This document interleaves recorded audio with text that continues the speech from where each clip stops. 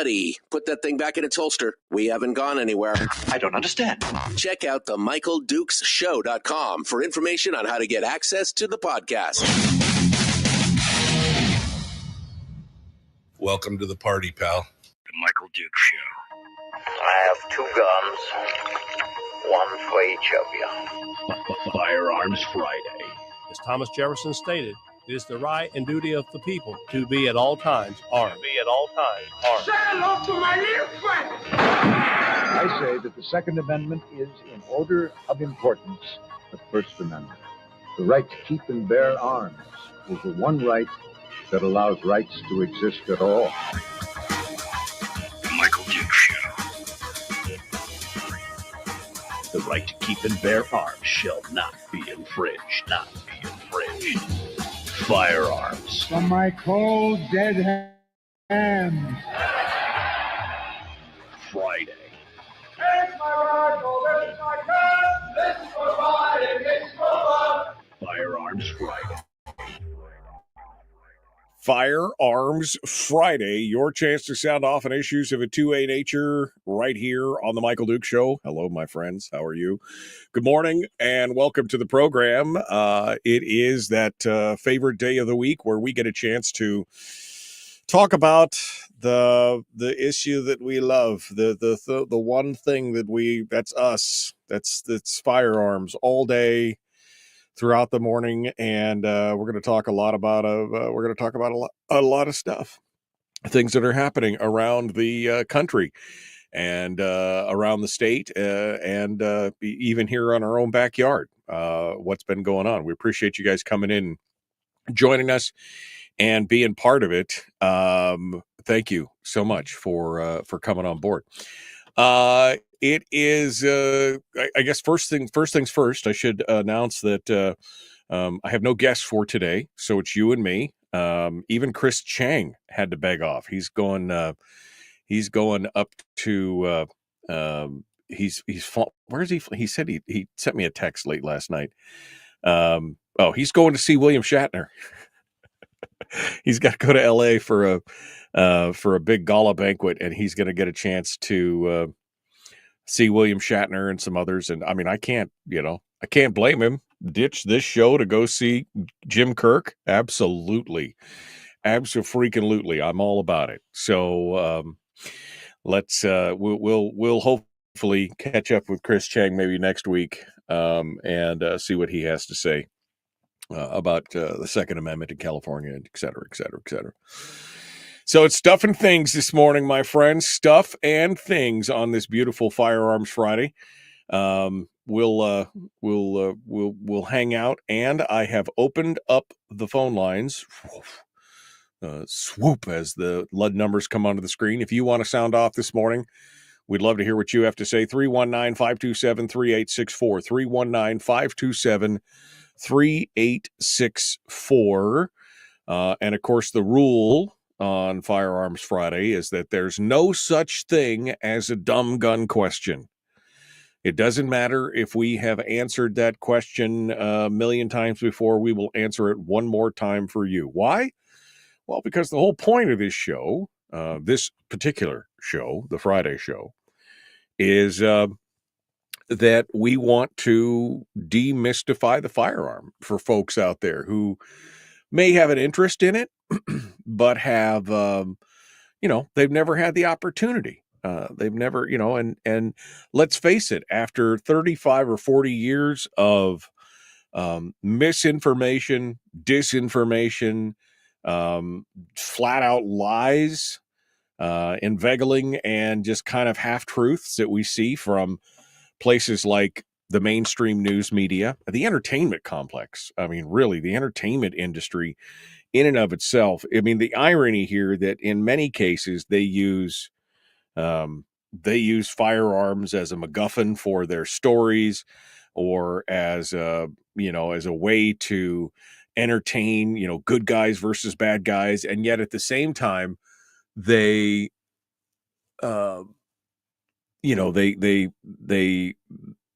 criminalize, or in some cases villainize, gun owners.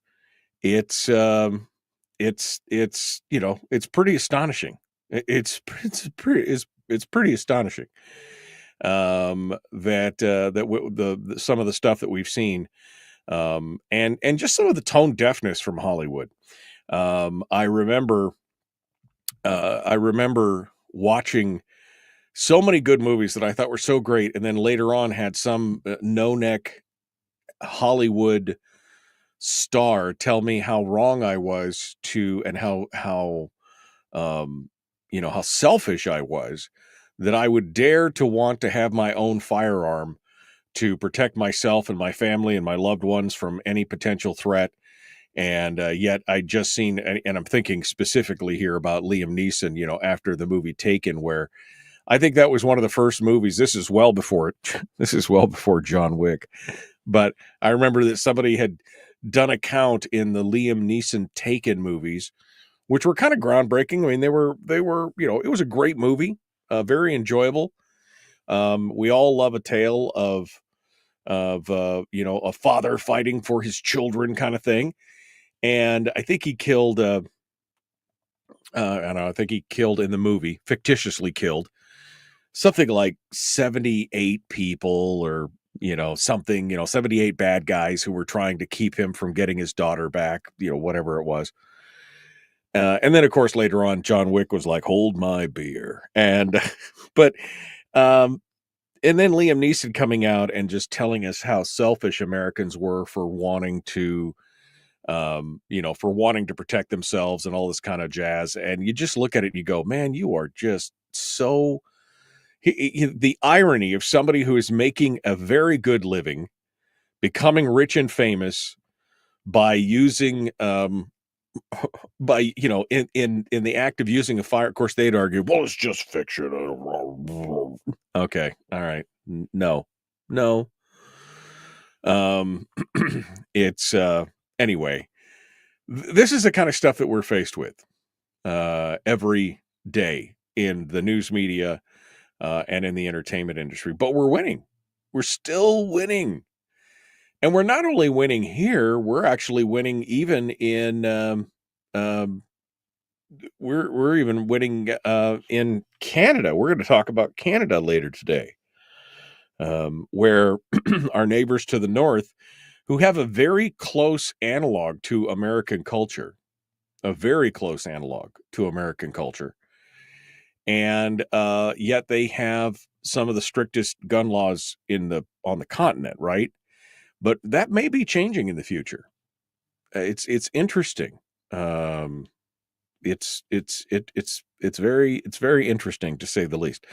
Yeah. Or Alec Baldwin. That's another good example of somebody who just doesn't, who can't figure it out, who's out there, who made money. I would not idolizing, but raising up gun violence is a good example. And then, but was still anti-gun, but then ended up still making a movie and accidentally killing someone with a gun. I mean, there's some irony there. There is definitely some irony there for sure. But we're going to get through all that, and we'll continue to talk about this and take your calls and take any questions from the chat room as well. Let me get this one piece of housekeeping out of the way, because I was just thinking about this, and yesterday we talked about it during the commercial break, but I did not talk about it while we were on the air. I am considering doing a segment about once a month, maybe every 3 or 4 weeks, where we do an entire show that is nothing but Common Sense Corps members, which, for those of you who don't know what the Common Sense Corps is, it's our fan club, right? It's the cool kids club. It's where folks who help support the show on the, kind of the insiders, that was Bill Riley's thing, right? The Bill Riley insider. If you want to, be part of the show in a different way, you want access to our private Facebook group, you want to hang out and do some cool things and just help support the show, you can go to patreon.com/Michael Duke Show. and you can join up there. It's like, the slowest one's like $3 a month. But I'm thinking about having a show once a week once a month where they can just dial in. I'll give everybody the special link, and they can just dial into the show on the video feed like the normal guests do. So we simulcast the radio show on Facebook and YouTube and Rumble. And so the video, they can just use their phones and video in, and we can have a round table of up to, I think, 8 or 10 people, I think is the maximum that I can have on the screen at any one time. And we can have a discussion about whatever they want to talk about. It's a new thing that I'm considering, and I'm just trying to gauge some interest right now. If that's something that you'd love to talk about or love to do, you can check it out. You can become a Common Sense Core member by going to patreon.com/Michael Duke Show, or you can just go to michaeldukeshow.com and click on the link at the top. There's a big banner that says, join the core, the Common Sense Core. And I'd love to have you on board and to do that. I think it would just be fun, just to kind of share and hang out and see what was going on. Okay, what is on the agenda for today? Well, not only are the phone lines open, I just mentioned we're going to talk about Canada. We're going to talk about Canada gun laws. We're going to talk about Gun Owners of America and Eric Pratt. He is not happy with the Supreme Court right now, although I think I might take a slightly different viewpoint than he does on this. We'll also talk about the huge announcement that Pam Bondi made this week, where she has announced the creation of a Second Amendment task force within the DOJ. We'll also discuss changes that are going on at the ATF. We'll talk about what really self-defense is and isn't. We'll talk about some chicanery going on in Hawaii, some parliamentary tricks that they've got going on over there. They're trying to resurrect a semi-auto ban that the time ran out on, and we'll see what happens there. And Mel Gibson and more. That's all happening right here, right now. The Michael Duke Show, common sense, liberty-based, free-thinking radio. We're going to be back with more in just a moment. We will continue with more right after this. Don't go anywhere.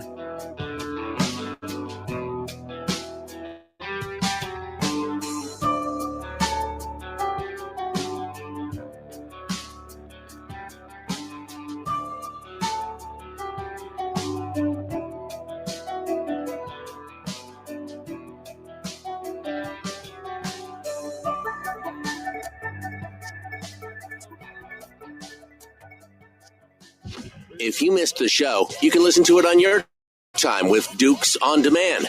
Oh, and it's free. Like America used to be. Streaming live every weekday morning on Facebook Live and MichaelDukesShow.com.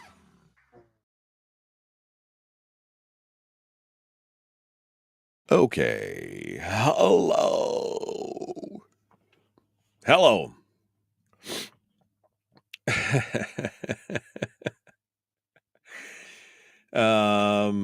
How are you guys doing?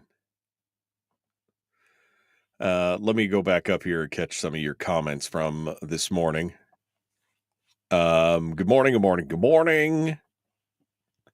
Bill says, screw William Shatner. We have Michael Dukes. Oh, thank you. That's very nice of you. That's very nice.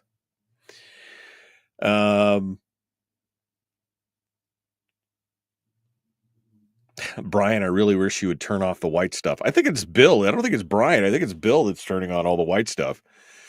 Bill, you're ruining our lives, man. Come on. What's up with that? Just stop, Bill.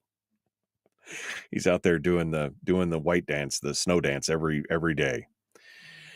Anthony says, firearm news from the Italian Fairbanks clan. He said, I've officially corrupted my youngest daughter, took her out to the outdoor range and set her up with my AR-10 and some steel plate targets. Seeing her face when she heard her first gong was priceless, and now she's a fellow lead and steel junkie. Yes, there's nothing quite like that. Ding, ding, right? I mean, there's just nothing quite like that. Brian says,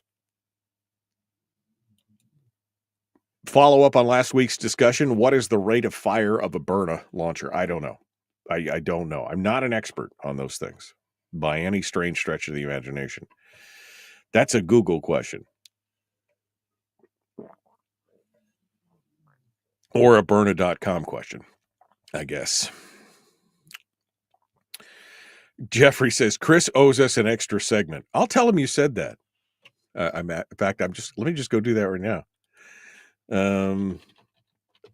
Listeners now say that you owe them an extra segment. There you go. I'll send that to him right now.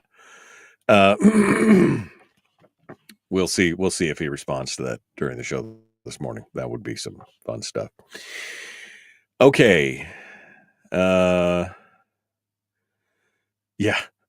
Rick said, woof, you said once a week. I don't want to get dressed that often. Once a month is enough. Yeah, I mean, you guys want to sound off on the thing. I can do, how many can I do here? I want to say, where is my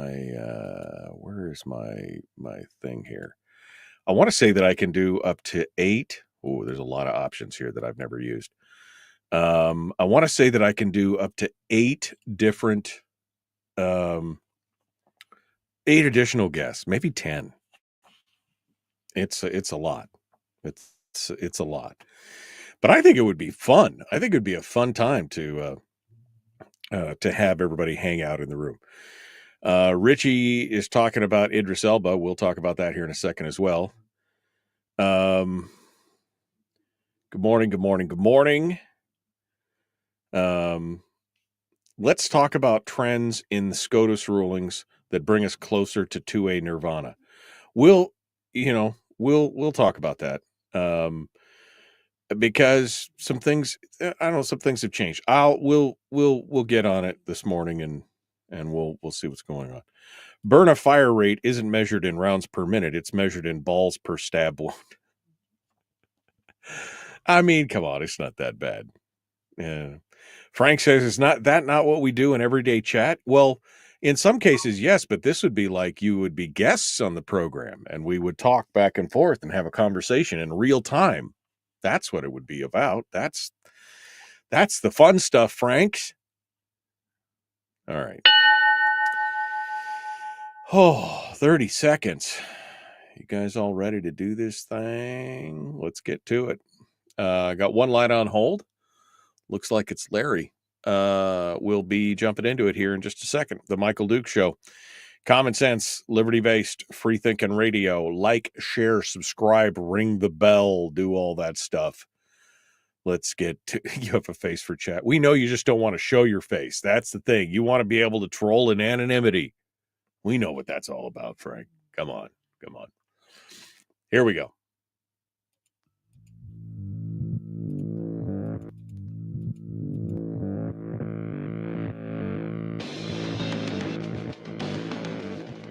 What the hell's an assault weapon? What isn't? If I assault you with a penguin, doesn't that make it an assault weapon? Does this mean that if we hurt your feelings, you'd consider the Michael Dukes Show assault radio? Okay, we can live with that. Here's Michael Dukes.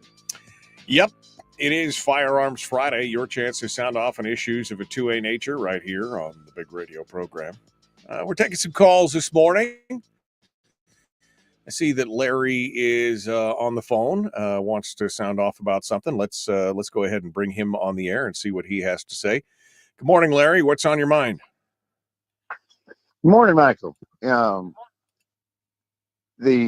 Tanano Valley Sports Association is having their gun show this weekend. Okay. The 12th and 13th at their clubhouse on Airport Way. They're catty corner across from the Fred Meyer West. Pardon me, Fred Meyer West.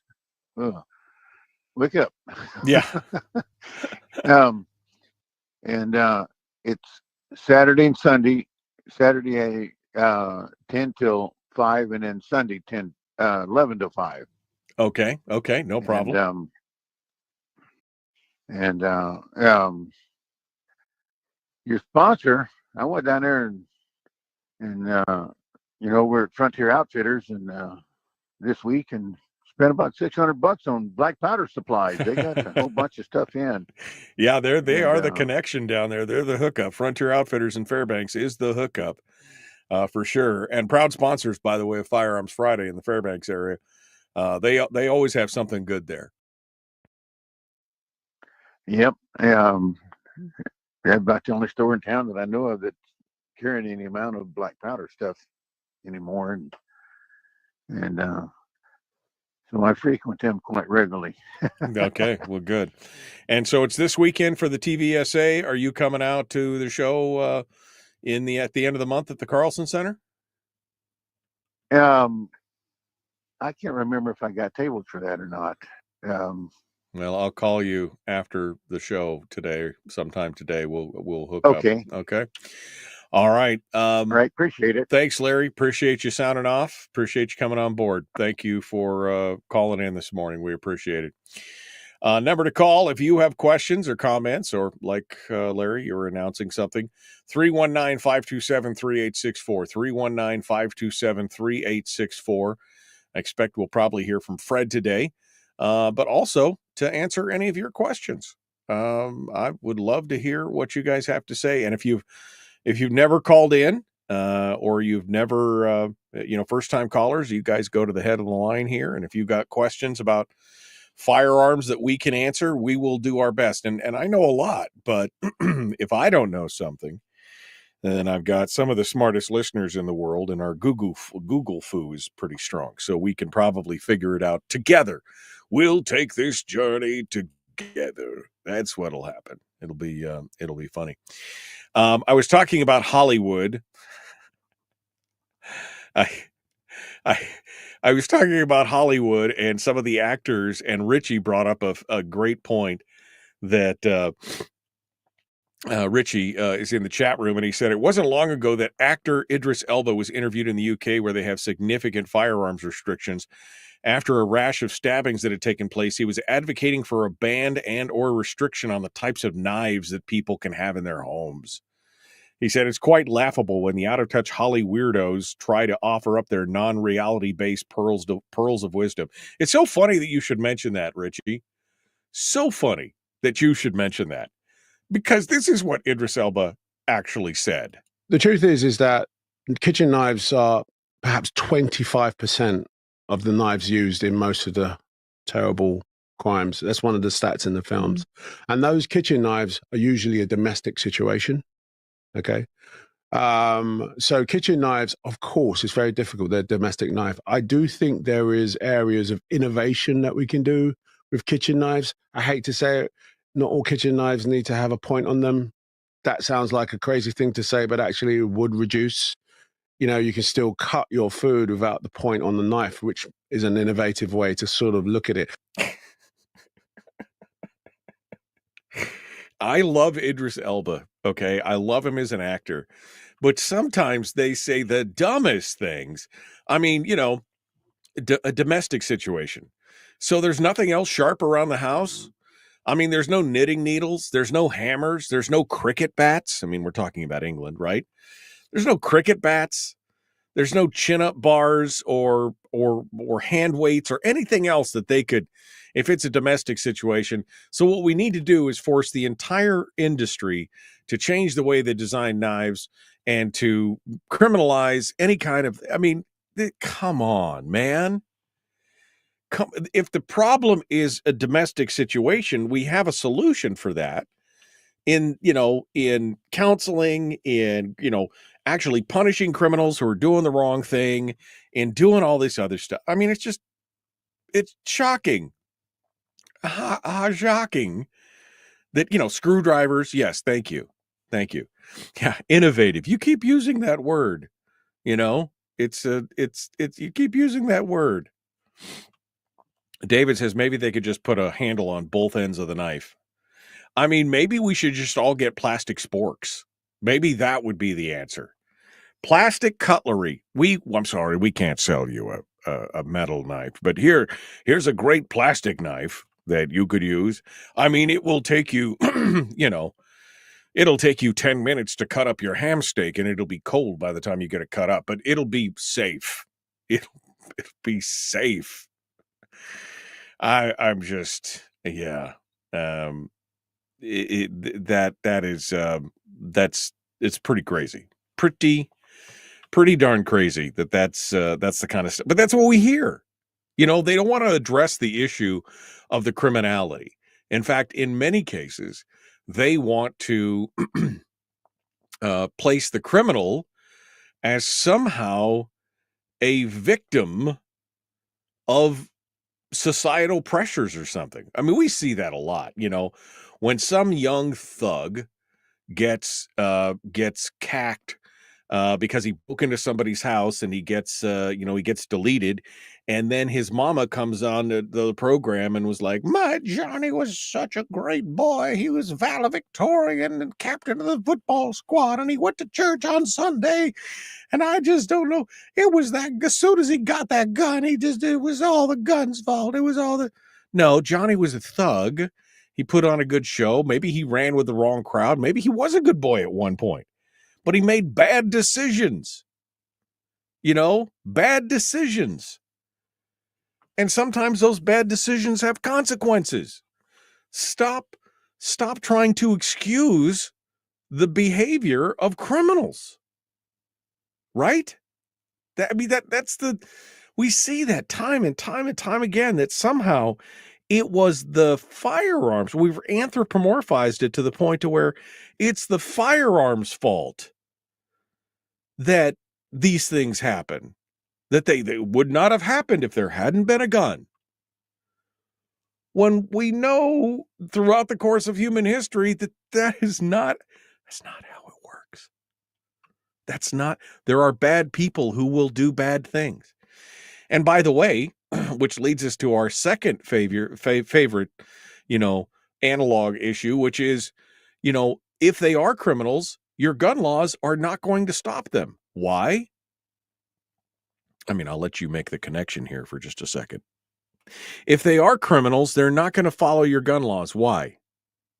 Because criminals don't follow the law to begin with. One more law. I mean, if somebody's decided that they're going to rob a 7-Eleven and there's a sign on the outside of the 7-Eleven that says no firearms, no weapons allowed, knives, firearms, swords, machetes, whatever, no weapons allowed, you think he's going to walk up to that door, put his hand on the door to open it, see that sign and go, "Oh, well, I was going to rob this place, but now I guess I won't."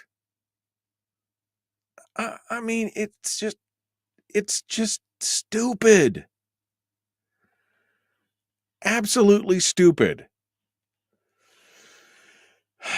Let's continue on with some phone calls before I get to my stories this morning. Fred in Rhode Island joins us this morning. Hello, Fred. How are you, my friend? What's going on? Good morning, Michael. Yeah, great topic. It's the same old business where it's not the tool, it's the nut behind the tool that causes all the problems.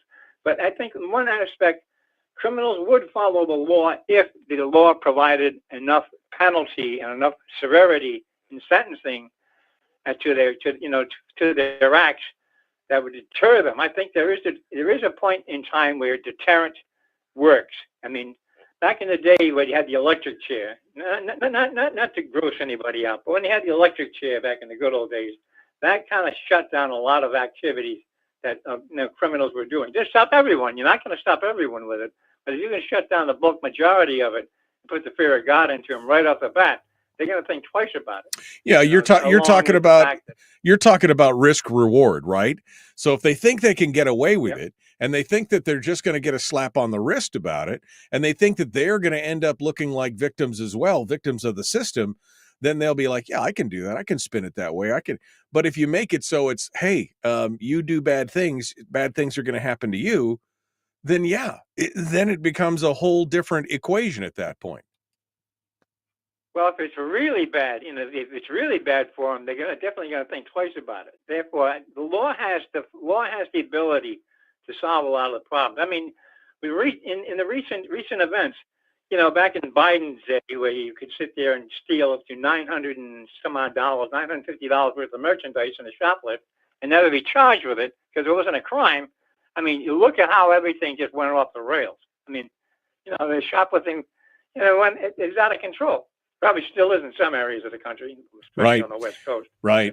Well, we had a law here. We had a law here in Alaska, SB 91, where they decriminalized a lot of that stuff. Like you said, the shoplifting, and I think the threshold was $500. And criminals are stupid, but some of them can count, right? So they'd load up a cart that had just under whatever the amount was, and they'd walk out the door. The shoplifting exploded when they started doing that kind of stuff, where they put a threshold in and they're like, oh, we can get away with it. I mean, you're right. It's a risk versus reward thing. And we're just not making the penalties for some of these things as strong as they should be, and quit making excuses for them. Yeah. Another concept by with you. The biggest thing with the death penalty in the country is, they have these people come out and somebody who creates a real heinous crime, murder or whatever, results in something really horrific. They put like Timothy McVeigh blowing up the Oklahoma, federal building there, put to death. But in lieu of the death penalty, I think that should bring back the ancient term of banishment, where they used to be able to take somebody and just throw them the hell out of society completely, put them out on an isolated island somewhere. Instead of putting guards on the island to guard them, let them run their own horrible society themselves. The only thing you have to do is guard that nobody goes in, nobody leaves. In an impenetrable circle around that island, and throw all these crumb bums out there. Let them live the rest of their lives. Once they go there, they never come on off for any reason. Well, geez. Well, I mean, geez, Fred. Well, yeah. While you're creating this fictitious, paradise of, if you could shake all the bad people off onto a specific island and let them live among themselves, escape from New York style. But that's never going to happen, unfortunately. But what we can do is we can hold them accountable and responsible for the things that they've done. And I'm in agreement with you that, well, let's see. What was a huge deterrent back in the day? The back in the day, and what I mean by back in the day, over 100 years ago, 150 years ago, what was the biggest deterrent? Well, it was public shaming and public hangings, right? I mean, they saw what happened. It was a big turnout. Everybody in town showed up for the public hanging, and the kids understood that there was repercussions to your behavior, and it was, pretty illustrative of what would happen to you. And it was probably not pretty. Hanging is not necessarily pretty, but it definitely gave them the understanding of what the consequences were. Well, you're absolutely right. The only flaw I see with that is, in today's society, with the internet and Facebook and TikTok and all these things, with our instant gratification, instant news society that we live in today, you have too many crackpots to go along with the copycats. So you sit there and you do something crazy and say, I know if I do anything, they're going to probably hang me, but I'll be, immortalized in some kind of BS on the. Well, yeah, that's definitely part of the problem when we see some of these big things that go on, and then it's monkey see, monkey do, because they're like, it's, all press is good press, and I may be dead, but I'll have my 15 minutes of fame kind of thing. And that's also, that's part of the news media cycle and everything else, and naming the criminals and things like that. I don't think they should name the criminals. I think if you want to say their name one time at the beginning and then don't name them anymore. I totally agree with you, but unfortunately, the news has to get their ratings in order to make their daily payroll, right? Which is also part of the problem. We've got some real issues, but between the media, internet, high technology, and as far as like instant information in society, we have to do better. We have to do a lot better than what we're doing, because we're kind of on the road to ruin if we keep doing what we're doing. Well, that's part of the problem. I think I think it starts with holding people accountable for their behavior. Stop saying that they're the victim. Stop saying that, if somebody does something bad and heinous, well, then you put them under the jail. And if it's bad enough, then you give them the lead pill, you give them the chair, you give them, whatever it is. That is, I agree with you. And there is due process. I think we have to be careful of due process. I've got no problem with that. But somebody should not be on some of these guys on death row for 20 years awaiting appeals, eating 3 hots in a cot and then finally getting ganked at the end. I just, it's there should be penalties for that kind of stuff for sure. Well, like you said, my alternative to that would just throw them out on an island somewhere and let them live the rest of their life, growing potatoes or something. Yeah. All right, Fred. Well, appreciate you calling in. Thanks for sounding off. As always, we'd love to hear from you all the way from Rhode Island. Thanks for being part of it today. Okay, Mike, take care. Have a good week. All right. Thank you. Fred calling in from Rhode Island. Phone lines are open, 319-527-3864. 319-527-3864. You don't agree with me? That's okay. You can call in and tell me why I'm wrong. If you think we should all be disarmed and only the police and military should have guns, I'd love to talk to you as well. 319-527-3864. Firearms Friday up next. We got more, including some interesting stories coming out of Washington, D.C. Is President Trump delivering on his promise? Maybe. We'll have to see what is up next with the new Second Amendment Task Force. We're going to continue here in just a moment. The Michael Duke Show, Common Sense Radio.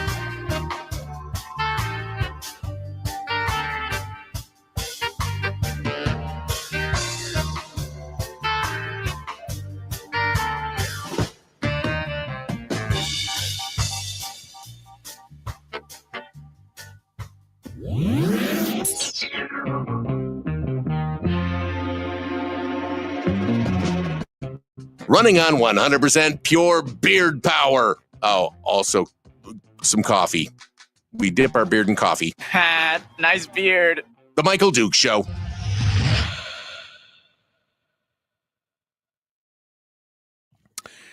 All right. We are in the break with you and me. You and me. You and me together. Let's continue on here. What else we got here? Guys talking about being stabbed with pencils. Being stabbed with pencils. You could do a lot of damage with a number 2 pencil, and then everybody's talking about how, they got stabbed in school. You guys went through a rough childhood, man. I've still got a mark from back in 9th grade. Somebody stuck me in the arm with a pencil, and it's still there. Broke it off. Shanked it, right? They got shanked in high school. Anthony says, you know what a good deterrent would be? Pass a law that requires all military-aged males to have a duty at all times to be armed and trained with firearms. Not easy to knock off a gas station when 80% of the population has the ability to send you lead DMs over your bad behavior. I mean, in theory, that sounds great, but any government that would have the power to require everybody to be armed is the same government that would require all kinds of other things. So I understand what you're saying, and I agree in theory that would be great. All I could think of is Kennesaw, Georgia. You remember Kennesaw, Georgia? That's the community where you were required in that community to have a firearm in your home. Yeah, that was an actual, I don't think that they enforced it, but they also had one of the lowest crime rates anywhere. I mean, I think that would be a thing for sure, Richie talks about being an open carry state tends to curb your enthusiasm as well. Yes, I'll be honest with you. I am not a huge fan of open carry. I have open carried from time to time based on circumstance, but for the most part, I am not a huge fan of open carry. for a variety of reasons.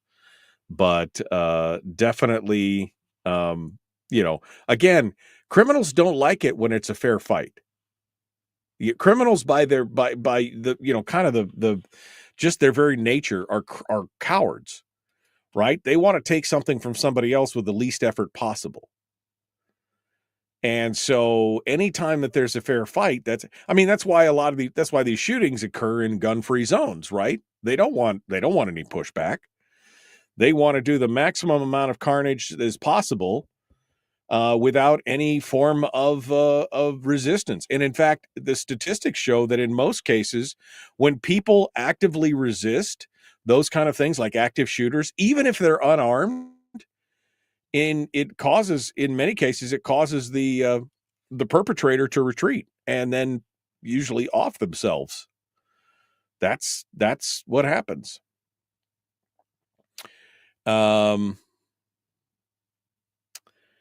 Let's see. Everybody's talking about getting stabbed by pencils. Man, you guys had a vicious childhood. Everybody's like, got stabbed in the leg, got shanked in high school. Have a blue dot for my sister packing a pencil. What the heck, man? You guys are... Man, I mean, my childhood must have been idyllic at that point.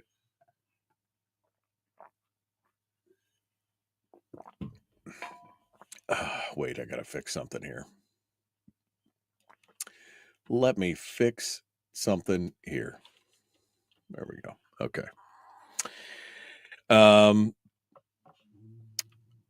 Brian says, anyone read the John Lott study to determine if civilians were more effective than law enforcement in stopping the mass shootings? That was an interesting study. And we could have him come back and dissect it. And that would probably be an interesting discussion for sure. Dr. Lott has always got some great, he's always got some great stuff. We were just tougher, said Terry, and didn't tolerate bullying. That's why they have all the pencil stabs. Yeah, because in this day and age, I mean, they'd cart everybody off to the principal's office and have a talking session about feelings or something. And then everybody would get an ice cream when it was all said and done. Right?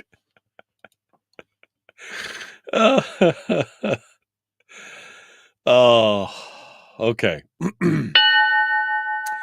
Well, let's get to it here. We're 30 seconds out. We're getting ready to rejoin. We'll see what's... Yeah, Lori says, I got a pencil tattoo too. Right arm, classmate in shop class in the 8th grade. It was accidental, though. She slipped with a pencil in her hand. Those pencils. Maybe we should just blunt end all the pencils. I mean, with what Idris Elba said, maybe we should just blunt end all the pencils. Because we just don't want that to happen. Make it harder to write, but, it's worth it if one life could be saved.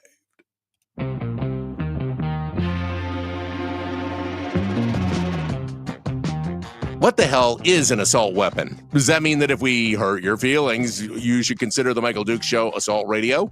Okay, we can accept that. Here's Michael Dukes. Kind of a dick, but somewhat funny.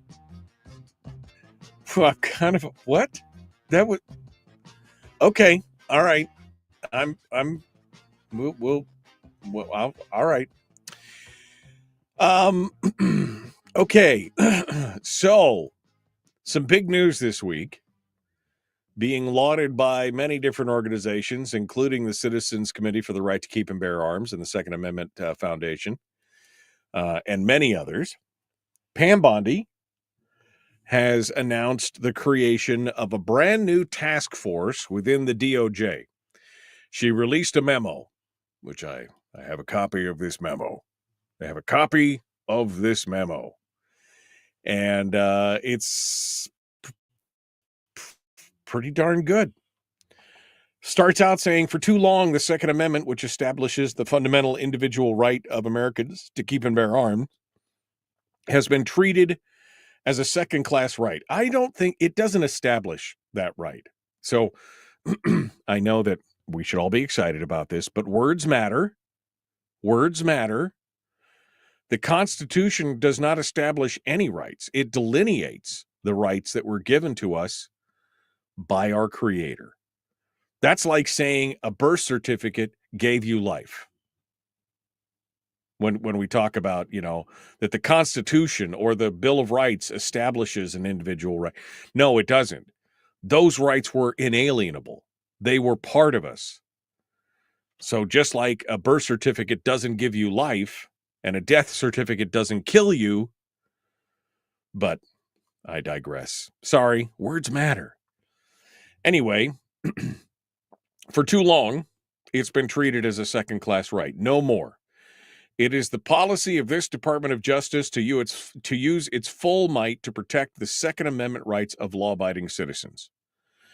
President Trump has made protecting the Second Amendment rights a priority for this administration, as he explained in his executive order. The Second Amendment is an indispensable safeguard of security and liberty because it is foundational to maintaining all other rights held by Americans. Which sounds a lot like what Chuck Heston used to say, in order of importance. The Second Amendment is the First Amendment. It's the one right that allows all the other rights to exist at all. You probably heard that in the beginning of the show. That's in every Firearms Friday. That's the Chuck Heston quote in the beginning of the show. To that end, President Trump has directed me, Pam Bondi, to propose a plan of action designed to, quote, protect the Second Amendment rights of all Americans, unquote. As one element of a comprehensive plan of action that I am proposing to the president, I am hereby creating a Second Amendment Enforcement Task Force. This task force will continue the department's ongoing work to implement the executive order and protect the fundamental rights secured by the Second Amendment. The task force is principally charged with developing and executing strategies to use litigation and policy to advance, protect, and promote compliance with the Second Amendment. I will serve as the chair of the task force, and the Associate Attorney General will serve as the vice chair. The task force will be further composed of representatives from my personal staff, the Office of the Deputy Attorney General, the Office of the Associate Attorney General, the Office of the Solicitor General, the Civil Division, the Civil Rights Division, and the Criminal Division, the BATF&E, the Federal Bureau of Investigation, and any other components or representatives that I may find from time to time designate to assist in the task force labor. So this sounds pretty good, right? And she's not foisting it off to some underling. She's going to be taking the reins of this. She will serve as the chair of the task force. And her number 2 or number 3, the Associate Attorney General, will be the vice chair. Now, you'll note that she says in here that this is just one part of a larger plan, one element of the comprehensive plan. So that is good news in and of itself. This is not the end-all be-all of defanging and stopping the attack on Second Amendment rights around the nation. I mean, there's going to be other parts. Hopefully, we'll hear things about the repeal of a lot of the administrative and executive decisions that came before, including the zero tolerance approach to gun dealers and the treating pistols with arm braces as SBRs and some of the other things that came out of the Biden White House and more. And the good news is that it's not just about repeal. How about promoting other Second Amendment interests and protections, putting them in place? Which I think I think that this is fantastic. Cam Edwards over at Bearing Arms also says Bondi says the task force is primarily charged with developing and executing strategies to use litigation and policy to advance, protect, and promote compliance with the 2A, which suggests that the DOJ Civil Rights Division's investigations into the policies and practices of the Los Angeles County Sheriff's Department on issuing concealed carry permits is just the first of many such investigations to come, as well as using the DOJ as a platform to support any ongoing litigation efforts by outside Second Amendment organizations. Which I think that's huge. That's huge. Bureaucracies thumbing their nose at the rule of law, and they've gotten away with it for years. See, by including the Office of Civil Rights, now you've created an opportunity. By including the Civil Rights Division in this, you've created an opportunity to where if somebody's civil rights are infringed on this, it can then become a federal matter. Ooh, wait a second. Now, it's, and again, the fact that she's going to be taking the reins by herself, or herself rather than farming it out to somebody else, that's great. Now, I know that many of you are going to say, but Congress is not going to act.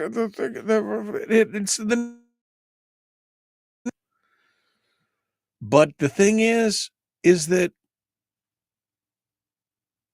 there's a lot that can be done in the next 3 years. And it will take them just as much time to try and undo whatever's going on. That is assuming that maybe J.D. Vance doesn't run and become president for the next few terms or the next couple terms. But even if it does, maybe we can get a Congress that will help protect those kind of things. The CCRKBA, which is the Citizens Committee for the Right to Keep and Bear Arms, which is also part of the Second Amendment Foundation, they also agree. They put out a big statement and said, this is the news we've been waiting for.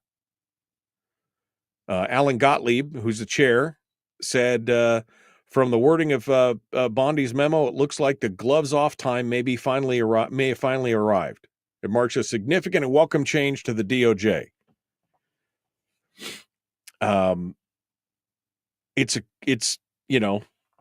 This is great. We're hoping that this bold step, says Gottlieb, by Attorney General Bondi brings an end to years of harassment and penalization of gun owners and begins the process of dismantling unconstitutional laws and regulations at the federal, state, and local government levels. The Second Amendment protects a first-class right, and it feels great that after years of fighting this battle, gun owners now have the support rather than the resistance of the Department of Justice. It's great to have a Department of Justice defending Second Amendment rights instead of attacking them, which I think probably sums it all up in a nutshell. That is 100% true. It's nice to see a Department of Justice actually focused on justice according to the law, not according to the political whims. Now, will this stay this way? I don't know. Cautiously optimistic, I think, is the words that I'll use here. All right, we got to go. Hour 2 is dead ahead. The Michael Duke Show, common sense, liberty-based, free thinking radio. Back with more.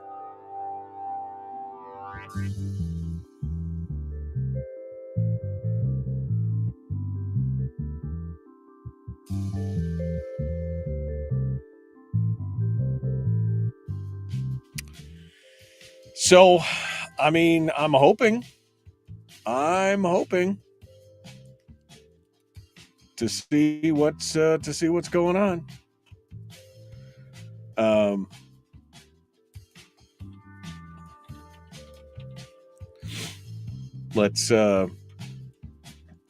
going over here to see what you guys have to say. Sorry, David Coteria just messaged me.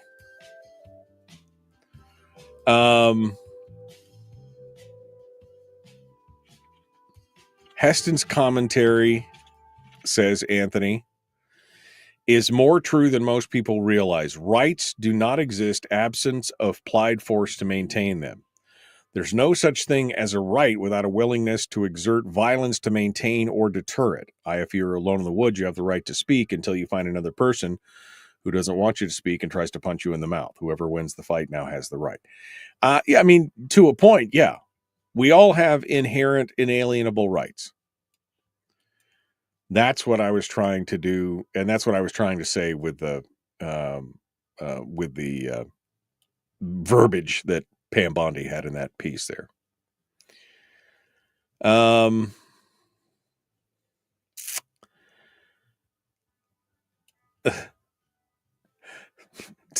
Sorry, Richie just said, no, these days, instead of if they had a fight, instead of going to the hospital, going to the principal's office to have quiet time and then an ice cream, these days it would be an escort to the principal's office and said, Jimmy said he felt threatened after you picked up your pencil and began writing.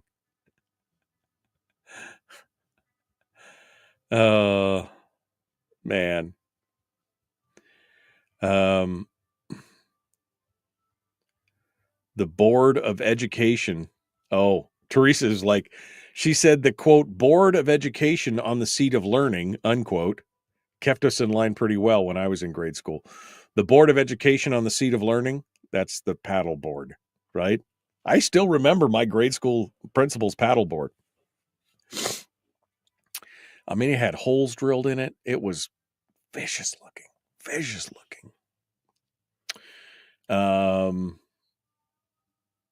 Let's see. I'm going through here. Brass knuckle times. Do we, though, says Anthony, what's a right we have that does not require enforcement? I mean, you are right. I mean, we may have the right, but we do have the requirement to defend it. You're right about that, Anthony. I'm not disagreeing with you on that. I'm just, again, I'm going back to, I was just going back to, do we have the right? Yes. But we will have to defend it at every turn.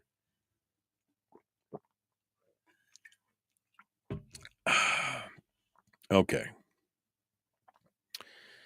Looks like Christmas outside, said Robert. Hush your mouth, Robert. Hush your mouth. All right, I'm all caught up in the chat room today. You guys got real quiet. I'm going back up to see some of the comments that I may have missed earlier on. When Fred was talking about sending them out to a different community or banishing them to an island, Brian makes the point that villages did banishment and they ended up in the next village creating trouble. That's true. That's exactly true. What we need is a penal colony at Amchitka. Drop them a couple bundles of lumber and sail away.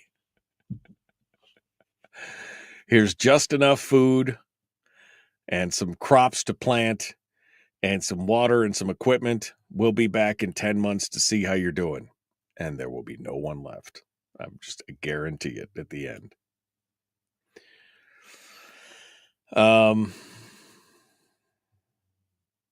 right. I guess we're all caught up. I guess that's all the interesting comments from today. All the interesting comments from today. Oh, by the way, somebody did say that we can't use plastic. When I was arguing that we should be using plastic sporks and knives for no, because it kills fish and supports big oil. Can't do that. Can't.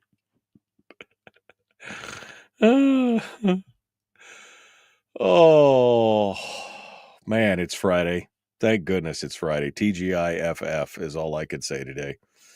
We're ready to go. And I'm looking forward to Willie today. He's got some good ones on the list that I can't wait to hear about. And I want to talk to him about Reacher. Has anybody watched Reacher? This last season of Reacher? I just finished it. Day before yesterday. And I was like, oh, I want more so bad. Then they're filming the fourth season this summer. So they're going to get started. But yeah, that was such a good show. Can't wait to talk with Willie about it and more. Okay. TGIFF. Is that a 4-letter word before Friday? I like it, says Melissa. It's thank goodness it's Firearms Friday. What do you want? What do you? Oh, you were thinking TGIFFF. That's right. Thank goodness it's finally Firearms Friday. I see what you're saying. Or were you meaning TGIFFF? All right. Let's go. I want to look like Reacher. You know how much work he has to do? I saw an interview with him. He has to eat like 6,000 calories a day. And the work, I mean, I'm sure he looks great, but man, to maintain that is no. It's madness, my friend. Madness. Absolutely madness. All right, we got to go. Let's get to it. The Michael Duke Show.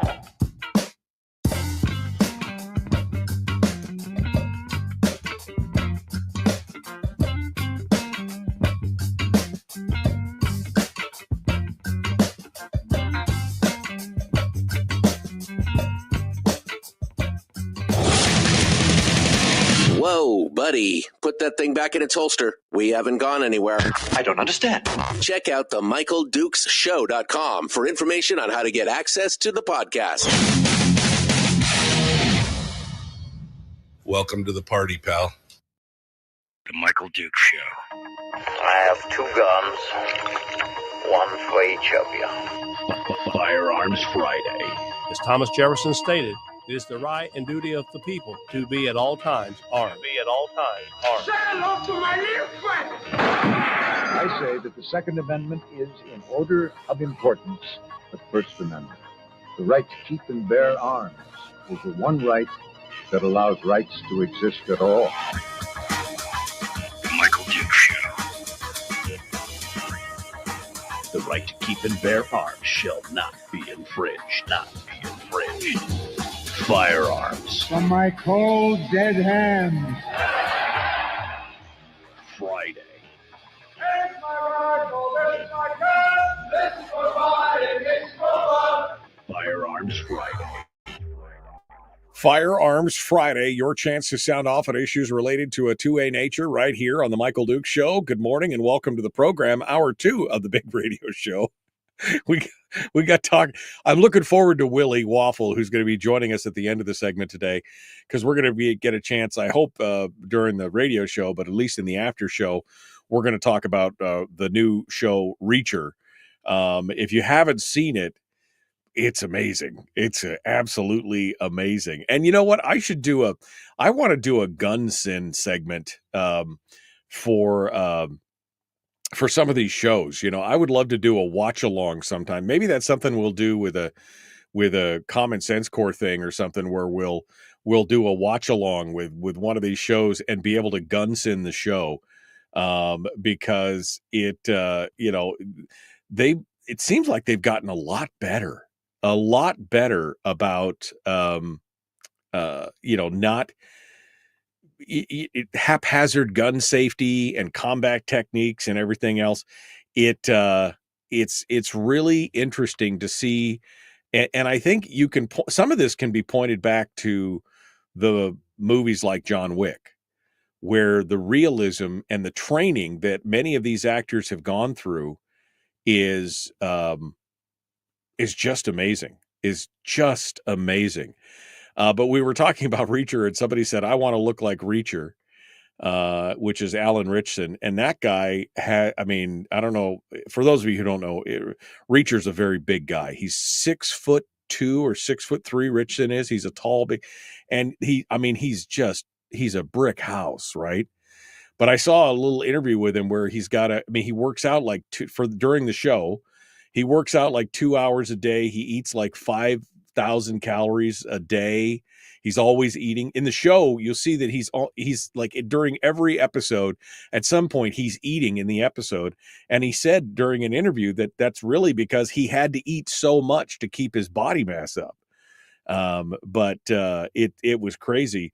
But then there's another character in the show named Paulie. He's a Swedish actor and bodybuilder. The guy is 7'2" and weighs almost 400 pounds and has zero body fat, right? That guy, because I'm always interested in this kind of stuff. So I'm using the X-ray feature on my thing, and I'm looking at the history of the guy and the trivia. He eats 7,000 calories a day and has something like 12 meals a day, including getting up at 3 a.m. every morning to have a meal and then go back to bed. I mean, what? I mean, what? I mean, that's dedication. These, as much as I'd like to walk around looking as fit as Reacher and all these, who's got time for that? 2 hours a day, 5,000 calories. No, I'm just sorry. I'm not gonna, I mean, I could eat me some calories, and like Richie said, I could eat 6,000 calories, but the rest of it is where it gets complicated. Exactly. I could eat 5,000 calories a day, but I would not be able to fit into this chair after a while because I don't have time for all the other stuff, right? It's just, anyway. But Reacher's a really good show, and I'm sure we'll talk about it with Willie. Anyway, this is what we talk about during the commercial breaks. For those of you, this is the kind, we just get into random things and get, hey, it's Firearms Friday. Let's talk about guns. What else we got? We just finished up talking about Pam Bondi and the new Second Amendment Task Force. It's the Second Amendment Protection Task Force. And enforcement, not protection. Second Amendment Enforcement Task Force. And I'm kind of excited about it. I'm kind of excited about it. And it may bring the full force and might of the federal DOJ, including the Civil Rights Department and the FBI and the ATF, to bear to protect Americans' Second Amendment rights, which would be a real turnaround from what we've seen in the past, right? So we just finished talking up about that. What else? Oh, my buddy Jacob Sullum over at Reason Magazine. And he wrote an article, speaking of Hollywood and Reacher and all that kind of stuff. He wrote an article about the fact that Mel Gibson got his Second Amendment rights restored. Now, he had a criminal record, and his criminal record, by the way, I don't agree with his criminal record. His criminal record had to do with a domestic dispute, and because of the Lautenberg Amendment to that, the domestic any kind of domestic violence restraining order or domestic, which it could be because, somebody got hit. I'm not saying that's good, but sometimes it's just people got into an argument. It was just verbal things, and people have lost their gun rights over that. It's a big deal. But Jacob Sullum over at Reason Magazine talks about it and says, I think the headline says it all. He says, Mel Gibson got his gun rights back, but millions of Americans with no history of violence are still waiting. The movie star's special treatment highlights the injustice of an illogical federal law. And he goes on to talk about how, just because Mel Gibson, has the name recognition, and then also has now been designated by Donald Trump as one of his 3 ambassadors to Hollywood, he has now been decided, the Attorney General rescinded or overturned or restored his Second Amendment rights, along with 9 other less famous people. But this is the time we should be embracing this. We should be and what we should be doing is encouraging more of this to happen. And it should basically, we've got this unjust, unconstitutionally dubious policy that permanently disarms Americans based on a wide range of criminal convictions. And this has always been my contention as well, that anybody who goes and commits a crime, but then serves their time, does what they need to do, and, pays their debt to society, et cetera, those rights should be restored. Unless it was unless it was a crime involving firearm. But if it is just some other crime, I just have such a hard time with that. Anyway, Jacob has got a great article on this, and you should go take a read at it. It's over at reason.com. I'll post links up into the chat room on it, and you'll see what do it. I wanted to talk a little bit about the Anchorage Assembly because they had a ordinance up. Karen Bronga, you'll remember her. She was the chick that decided to wear the Handmaid's Tale garb to the assembly meeting back in November, and she did the whole meeting dressed up as a handmaid from the Handmaid's Tale story, right? apparently protesting that we were about to become a theocracy. And I don't know exactly what point she was trying to make, but she's a little nutty. So she put forward two ordinances, one that would have held parents responsible for anything that their kids did or brought to school, which, again, we've had this discussion when the Michigan shooter went out and shot up the school, and then the two parents were held responsible.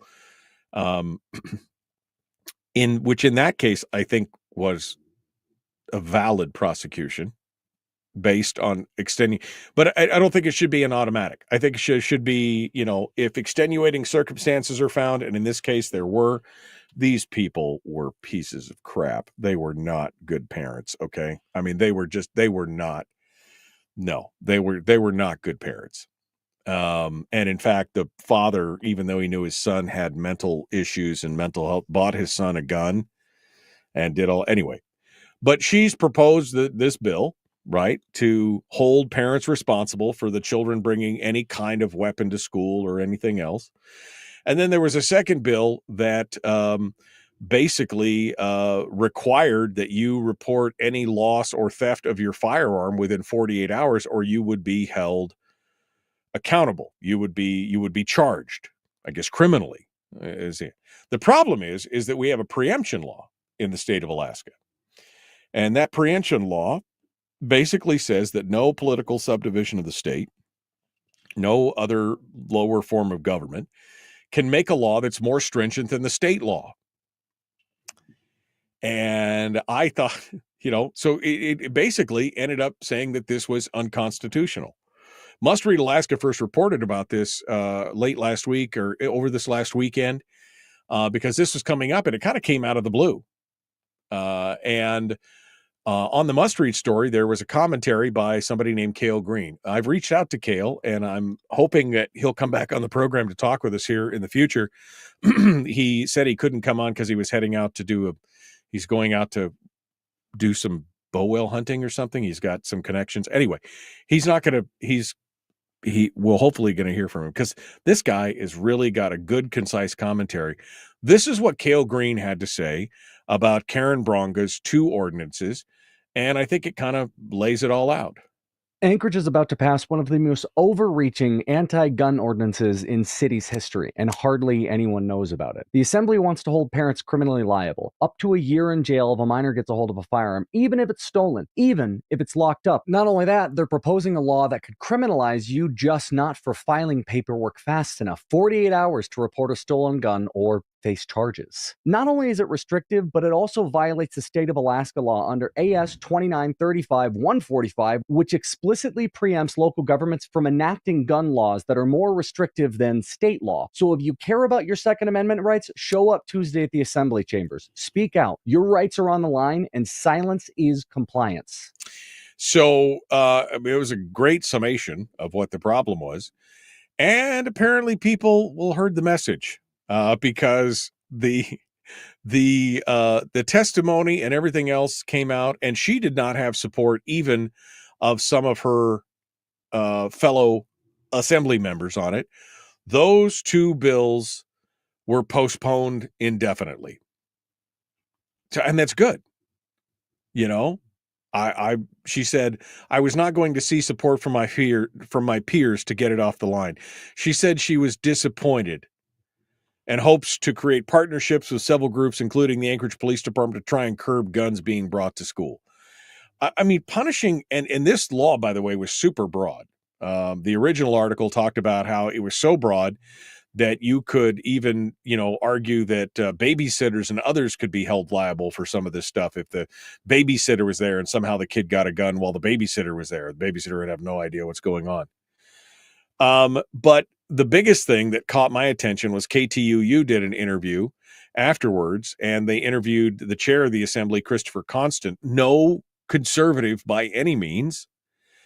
And he said, we did receive an opinion from the municipal attorney's office that they believe that it isn't within the state, it isn't within our rights to take action in this way, that basically the state has the right And so basically, it's unconstitutional, is what he's saying. So it's good news. It's good news. There was a lot of public engagement.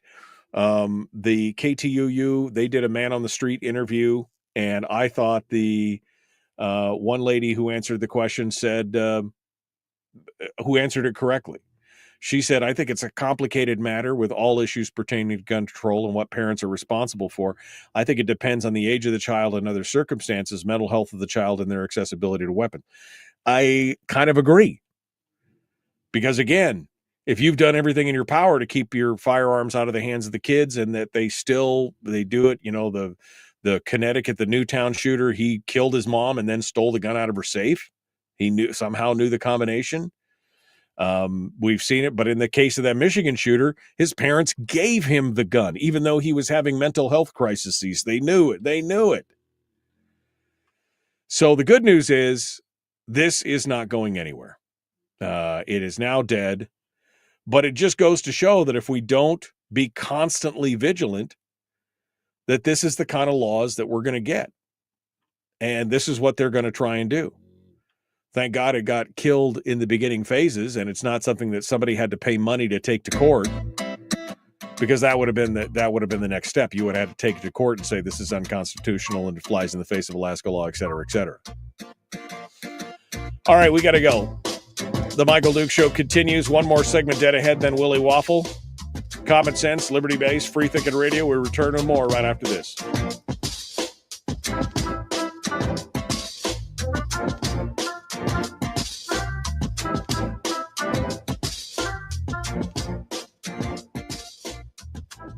We're broadcasting live through a series of tubes. Allowing all of these entities to provide streaming stuff going on the internet. Well, it's kind of hard to explain. Sorry. Streaming live every weekday morning on Facebook Live and MichaelDukesShow.com. Okay. Back to the chat room. Brian says he's been watching Dark Wind. I kind of wanted to watch that, but man, I hate the 70s and I hate things that are set. That one's set in the 70s, right? I don't know.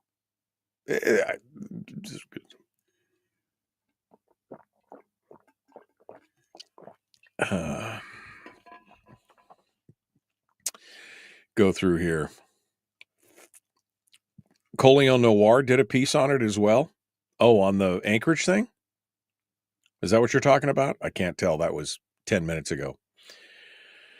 Coleon Noir did a piece on the Mel Gibson thing. Rick Williams said he was on Rogan as well. Mel has turned a corner. It was a good and funny interview. I mean, yeah, that's the thing. Again, you've got people who do bad things when they're younger or when they're in a certain part of their life, and people can turn their lives around. They can learn. I just don't think it makes any sense. Any word on that moron Alec Baldwin? No. No. I mean, he's done. They can't try him again. It's he's moving on.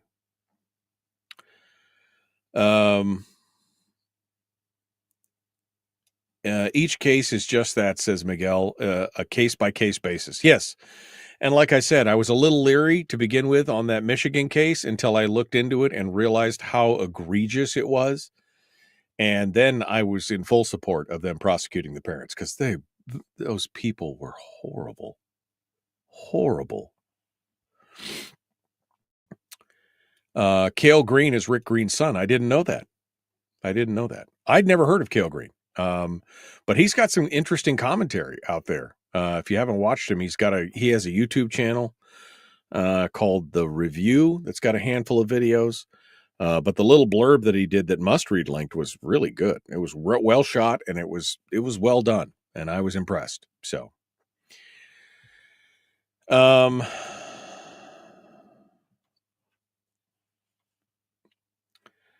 Let's see. Anthony said, I'm not going to lie. If someone broke into my house and didn't kick in the door, there are guns lying around here I wouldn't even notice were gone until I had an ADHD moment and decided to get the hoppies out and do maintenance at the end of the month.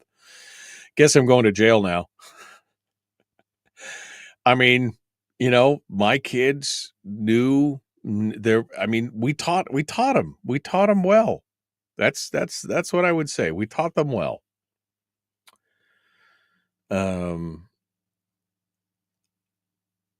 Super thankful, says Tawny, that their legal advisors explained to the Anchorage Assembly that they would be violating the law. Yeah, exactly. The ultimate goal, says Richie, of these idiots that introduce bills like this is to take away rights and also deflect accountability from people who make poor decisions. Yes. Let's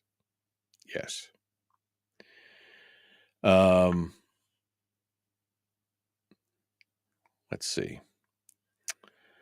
No, the Mel Gibson thing is what. Oh, he's talking about the Mel Gibson thing for Coleon Noir. Man, I wish I had more time to watch a lot of that. Noir he does a really good job too. Coleon Noir is one of my favorite things on the YouTubes. I do enjoy watching him almost as much as I'm watching a lot of Decoy Voice lately. That guy, man, he's got some good stuff.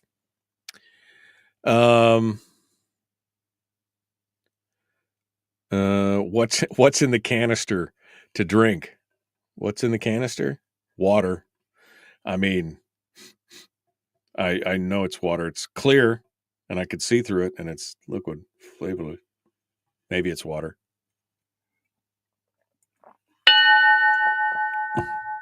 Okay. All right. I guess we're going to jump back into it here. What else do I? This show kind of train wrecked here. What do we got? GOA. Yep, that was one of the ones. And the suppressor thing. Oh, we talked about there we go. The changes over at ATF. Okay.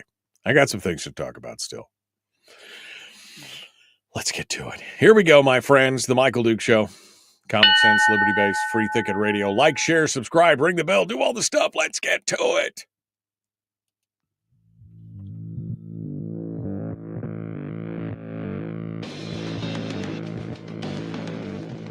What the hell's an assault weapon? You know, if we could just figure out how to get all of the murder guns and the attack guns and not keep selling those to people and just sell protection guns, I think that would be great and solve a lot of problems. Does this mean that if we hurt your feelings, you'd consider the Michael Dukes Show assault radio? Okay, we can live with that. Here's Michael Dukes. All right, welcome back to the program. Thanks for coming in and joining us. Firearms Friday. One final segment on 2A stuff. And the phone lines are open. If you want to sound off today, I'd love to hear from you. 319-527-3864. 319-527-3864. Maybe you're in the Anchorage area and you really wanted that ordinance to pass. Maybe you didn't. I don't know. Feel free to call in and tell us about it. Canada, our neighbors to the east. Canada. They, they're probably the closest analog to American culture out there, outside of America itself, right? Obviously. But one of the big differences is that they've got some very stringent gun laws. But that may change in the future.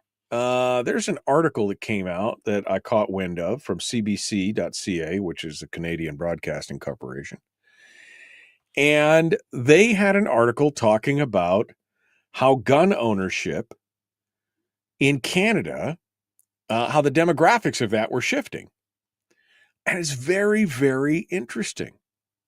The article says Canada has banned more than 2,000 makes and models of firearms since 2020 in response to concerns from the public and advocates. I think mostly from the advocates and the politicians, not the public, but who am I? Over domestic violence, violent street crime, and high-profile tragedies, including the mass shooting in Nova Scotia and the 1989 murders in Montreal. At the same time, the number of gun license applicants, especially young males, has increased by thousands, with a significant rise among an age group that includes teenagers. According to RCMP, the Royal Canadian Mounted Police, RCMP data, gun license applications spiked 11% for young people between the ages of 10 and 19 between 2023 and 2024. That's created a situation where the country's newest gun owners are in many cases some of Canada's newest voters, and some are looking for leaders who are signaling that they'll ease up on the gun laws. The increase in gun ownership, mostly among young males, also comes amid fears that U.S.-style gun culture and toxic definitions of masculinity are sweeping over the border. Like it's some kind of disease. U.S.-style gun culture. RCMP data shows that applications are up 3% for those ages 20 to 29, 2.5% for those 30 and older. That translated into almost 60,000 new gun owners last year, with 7,500 of them being under the age of 30. Applicants between the ages of 12 and 17 can obtain a minor's firearms license once they pass the Canadian Firearm Safety Course and test determined by the Section Act, blah, blah, blah, blah, blah. There's a lot of disappointment when young people learn about guns, said Blair Hagan, Executive Vice President of Canada's National Firearms Association. There's a lot of disappointment amongst the anti-gun crowd when they discover that young people are learning about guns and that, quite honestly, they're making a change. See, the older generation, they're starting to go away. Boomers are gone. Gen X, we're reaching that older stage. You know, we'll be kicking off, you know, over the next 15 to 20 years. And there's a whole new generation out there who are starting to look at this.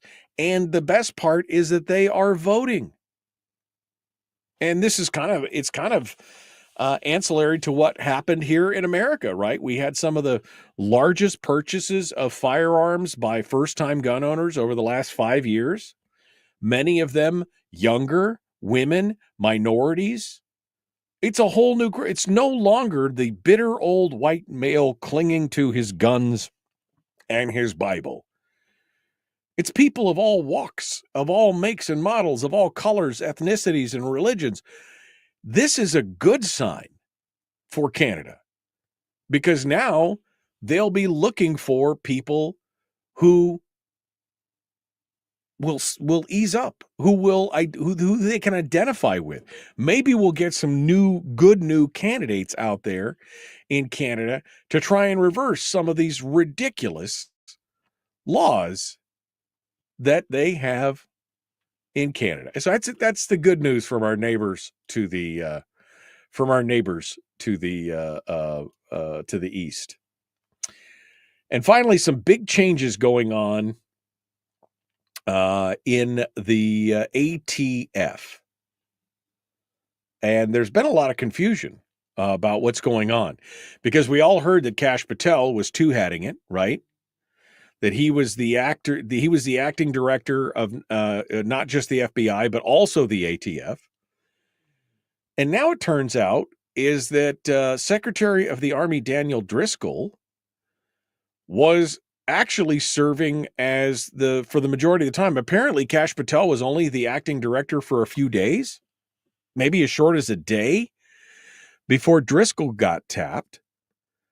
According to one of the NBC News reporters, I'm now told that Patel was only acting ATF director for a very short time, perhaps just a day, and that Driscoll was appointed the acting when Kash was removed. An official said it had nothing to do with job performance. Unclear why this was never announced. But apparently, Daniel Driscoll, Secretary of the Army, is now also, he's two-hatting it now, serving as acting ATF director under Kash Patel. And then in addition to that, it was also revealed the NSSF Senior Vice President and General Counsel Larry Keane was on Bearing Arms with Cam Edwards, and he revealed that the Deputy ATF Director, Marvin Richardson, who's been in the agency for 35 years and has been probably part of our problems as gun owners, that the deputy ATF director has announced his retirement. And that he is one of a number of other senior ATF officials that have accepted the Trump administration's offer of early retirement for federal employees. He's taken the buyout. He's getting out.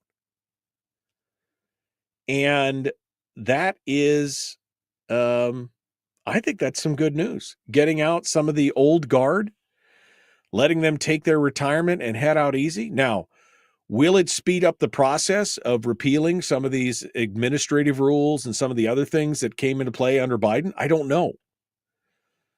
But if there's going to be a shakeup at the ATF and we got some new, I mean, like I said before, I would love to see if Dan Bongino would have anything. I mean, that would have been so delicious.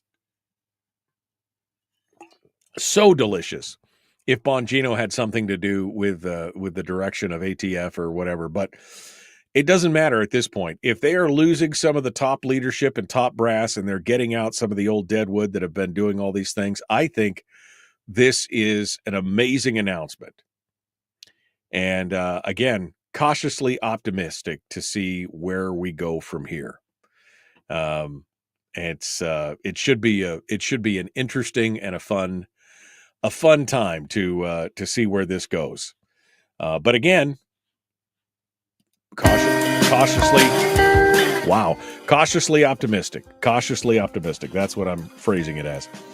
All right, the Michael Duke Show continues. We got Willie Waffle up next. Common sense, liberty-based, free-thinking radio will return right after this. Don't go anywhere.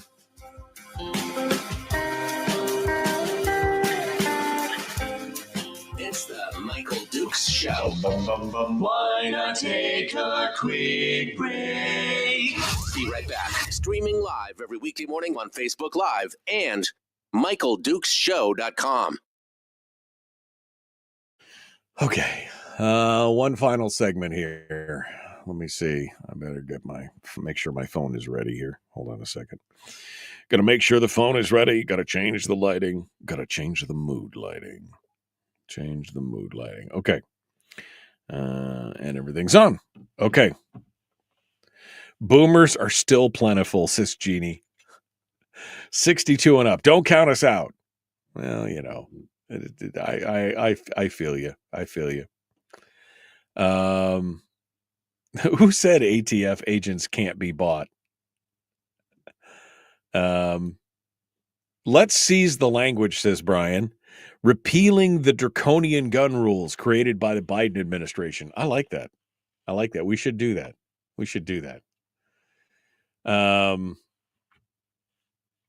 That's a good idea. Vodka is clear. So is gin. Grain alcohol. It's water, guys, okay? I mean, I may be frustrated, but I'm not that frustrated. If I drank this whole thing before the show, I wouldn't even be able to talk.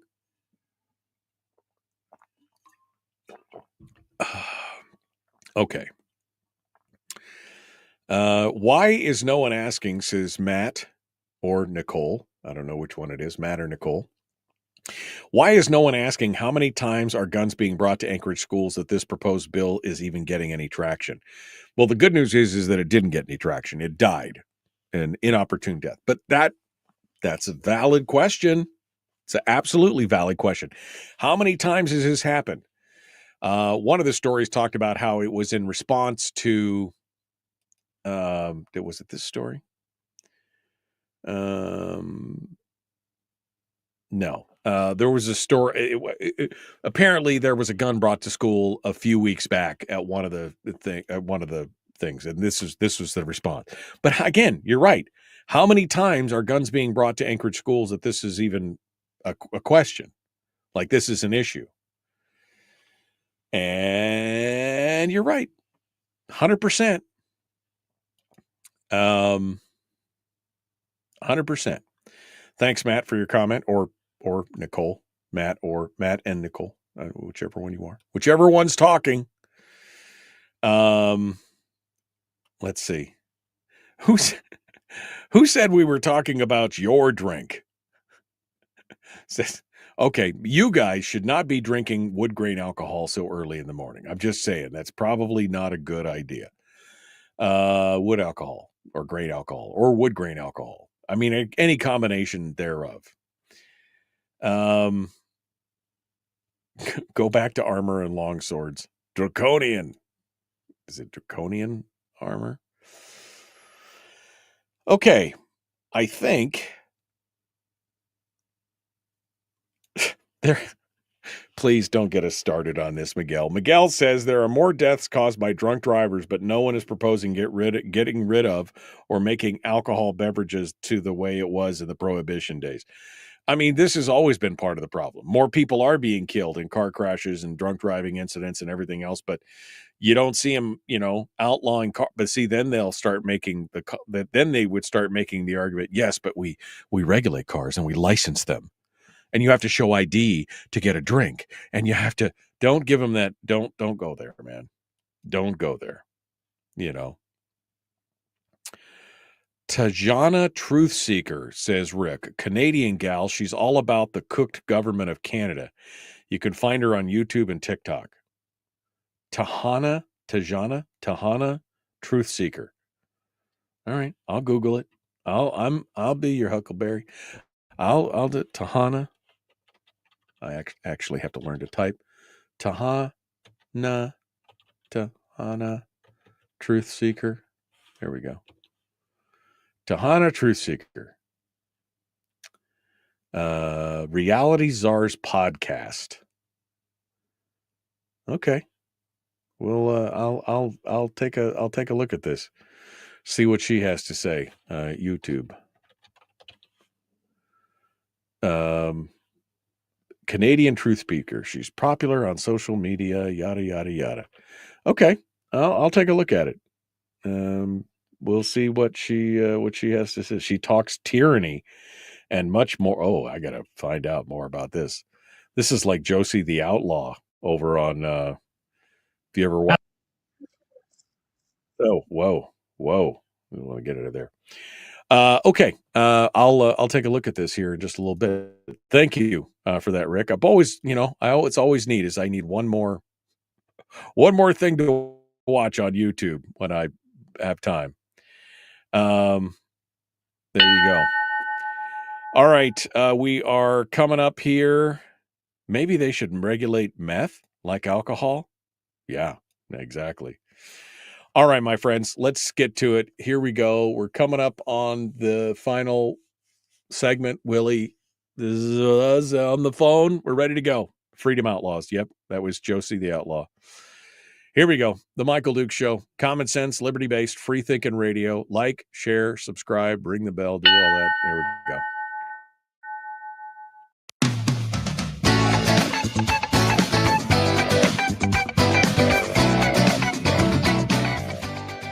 Okay, we're ready. It's Friday. It's Firearms Friday. It's the weekend, so I can't wait. Going to sleep all weekend. That's what's going to happen. All right, let's get to it. Willie Waffle, wafflemovies.com. Sleep is for the weak, I know, but that's how it works. Hello, my friend. How are you? I'm feeling good because you know why. Yeah. The weekend. Yeah. It's just there over the horizon. That's right. You can kind of see it. You're reaching out. You can almost touch it. You can smell it. You can feel it. It's there.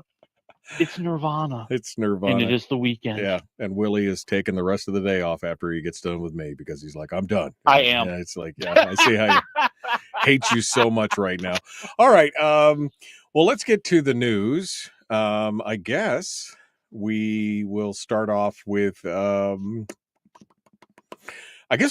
Disney. Yeah. They after the bungling and the absolute train wreck that was the live action Snow White, now they're saying they had Tangled. They were going to do Tangled, and that looks like it's probably not going to work right now, huh? Yeah, this took a big twist. Like, as Snow White was coming out, there was a lot of talk about Tangled, a live action version of the Disney cartoon that was basically a play on Rapunzel, and they brought it out in 2010. And they were talking about pop princess Sabrina Carpenter playing the lead role. And this seems like it was moving forward, and it was on the way, and it kind of fit with the strategy that Disney has right now, where they take all their animated films and they make live versions of them. And then Snow White happened. And they have decided, we're going to kind of take a pause right now. We're going to kind of put this on hold right now. Yeah. Because they want to see how the other movies do. They've got a live action version of Moana. They've got a live action version of Lilo and Stitch. They're both coming out this summer. I think Disney honestly wants to sit back and go, let me see how those do before I commit a whole bunch of money to Tangled and lose another $250 million. Yeah, because that was actually wanted to talk about that because we were discussing how bad the film was and what it was going to do. And you were like, well, it's still making some money overseas, so we'll see. But the news came out this week. They lost $250 million on this show. I mean, it's not just bad. This is horrific. I mean, that any other company would probably stagger with that kind of loss. Oh, absolutely. This is the kind of thing that ends companies. Like seriously, this is the kind of thing where you're done. I mean, hey, let's talk about Warner Brothers.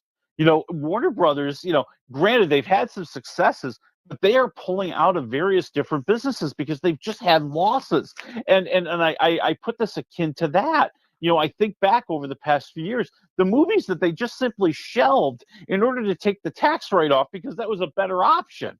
I mean, that's crazy. And I think, if Disney was not the big behemoth that it is, and I agree with you, if it wasn't Disney, and I'm not even talking like Disney 10 years ago, I'm just talking about Disney today. If it wasn't Disney today, this could put some people out of business. I'm surprised we haven't learned more about people who are losing jobs. Yeah, no, I mean, I would definitely be surprised. And I have a feeling that they probably won't be inviting What's-Her-Face back to the back to the studio. Rachel Zegler may not be working for Disney in any way, shape, or form for a very, very long time. Yeah. Now, the live-action Moana, though, I think that should be kind of fun because it has The Rock in it, right? I mean, he's going to play his character. Yes. I mean, it's a whole thing. I mean, they look like they could have fun with this one. Oh, I think they could too, and I think that a lot of people learned a lot of lessons from Snow White. I think one of the lessons they learned was the public relations department and the marketing department at Disney will be sitting down with all of these people who are in the movie and doing interviews and have social media and maybe guiding them a little bit to make good decisions when it comes to their public statements and their discussions of matters that are happening around the world. I think that for the length of the contract, they'll be like, we run your social media. Sorry, nobody else. Exactly. Yeah. For the length of this run and until the movie's released and maybe for a month afterwards, you can't say anything on your own. I'm sure that's probably what's coming up. All right. Dune. I thought the first movie was epic and fantastic. The second movie was good, although I'll be honest, here's a controversial take. I enjoyed the David Lynch version of Dune better because the plot, because I'll be honest, I had forgotten how much the book is a bit of a downer at the end. It's a bit of, despair, and it's not, it's not great. And I know that's just me looking for a happy ending because that's what I like in my escapism. But they're going to move on to the next phase, which is Dune Messiah. And they're starting to film it. They're going to film it this summer. Yeah, they're going to do it this summer. It takes place 12 years after the events of Dune 2. And to spice things up a little bit, they're going to bring back Timothée Chalamet. They're going to bring back Zendaya. They're going to bring back Jason Momoa and Florence Pugh and Anya Taylor-Joy. But there's a new, unknown character. And right now, they are romancing. They are cajoling. They are trying to convince one sparkly vampire known as Mr. Robert Pattinson to be in the movie. Right. And you know what? With the career this guy has had since Twilight, good for him. Yeah. Robert Pattinson, in many ways, he left Twilight Behind in the Dust, and is maybe, I would say, one of the more respected actors in all of Hollywood. Somebody who's taken some real daring roles, somebody who's proven his chops, somebody who's gotten away from just being a teen idol and tried to be more. Right. Oh, and he had that Batman movie that did pretty well too. Yeah, exactly. No, he did. He was really good. I was dubious, and then I watched it, and I was too. That was really good. He did a really good job. Yeah, I wasn't sure emo Batman was going to work, but man, he really pulled it off. Yeah, and I hope they do another one. Yeah. I know it's kind of up in the air, and there's hope that Batman 2 is going to come out. But I think the whole thing with the DC universe trying to revive Superman, and it sounds like they're reviving Batman as well. I don't know how that's going to impact it. There's a lot of talk that, well, they would be different universes, if you will. Right. And I'm sorry, as soon as you start bringing in the Marvel explanation, I get scared. Okay, I get really well, scared. in all fairness to Marvel, that's not simply a Marvel concept. I mean, the DC True. DC had their own version of the multiverse for years. And it was a way to explore alternate stories and do things like that. But yeah, I'm with you. But yeah, this Dune thing, Dune Messiah, which it chronicles the next part of Muad'Dib's little deal. I'll watch it. I'll watch it. The visuals and the whole story was excellent. It was an excellent pair of movies. Don't get me wrong. I just, I kept thinking, boy, I did like that ending at the end of the other one a little, but that's just me. It's just me. So I'm sure it'll be do well. The Dune 2 was critically acclaimed. I mean, it was all good. Everybody loved it. And that's going to be filming this summer. And so what are we looking at? 2026 maybe? Yeah, I'm thinking summer or fall of 2026. Okay. And I think some of that may be an Oscar campaign. I mean, let's face it. Hey, this one got nominated for an Oscar. Yeah. And this could be the final of the trilogy, and they could try to play on, hey, you liked all three of them. You could do kind of a Lord of the Rings kind of deal here, where you honor us for all of them. Well, Herbert wrote a lot of books about the Dune universe, so we'll have to see how that goes. All right. Final story for the news.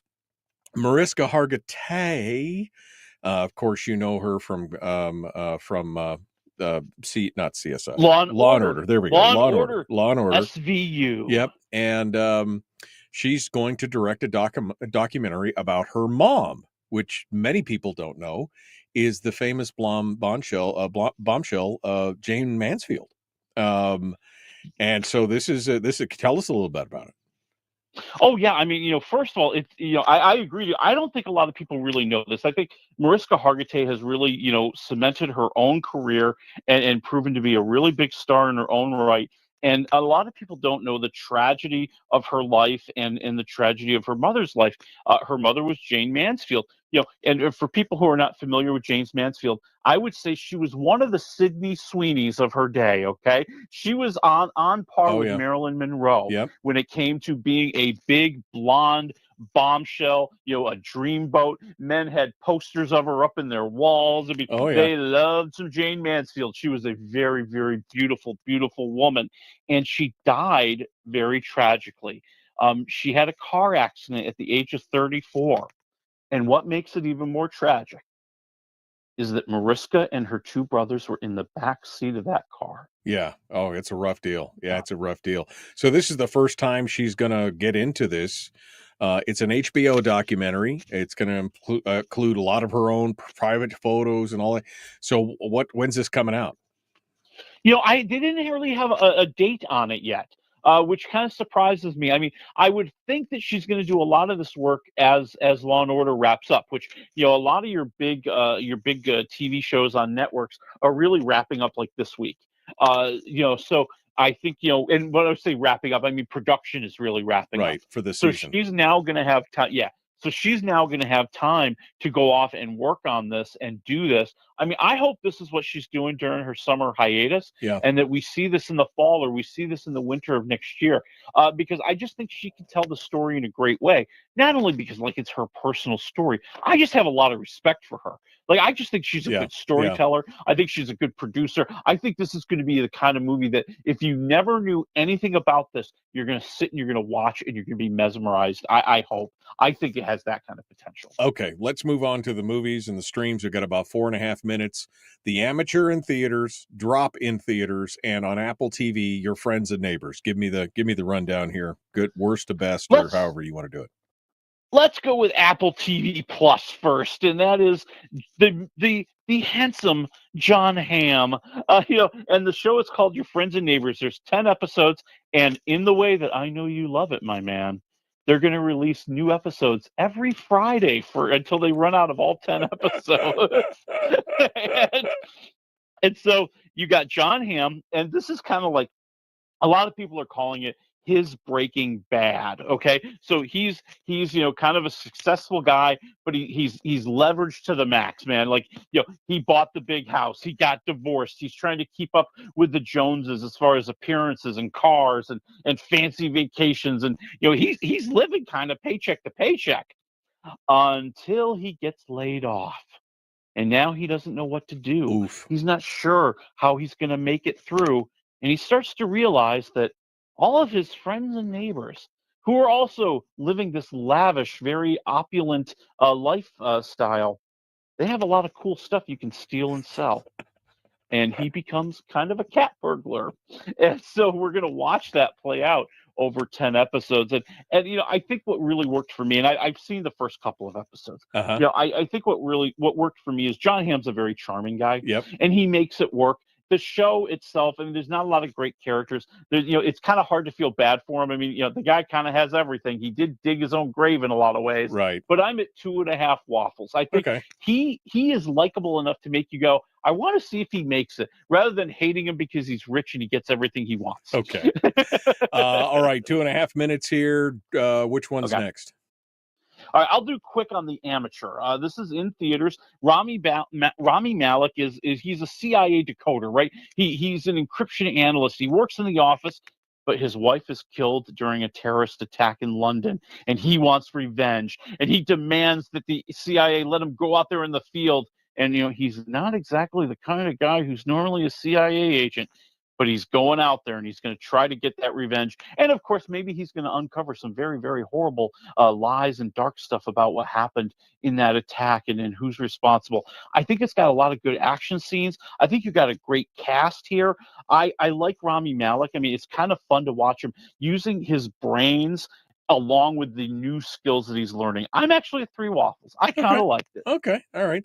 That leaves us with Drop, 90 seconds. Drop in theaters.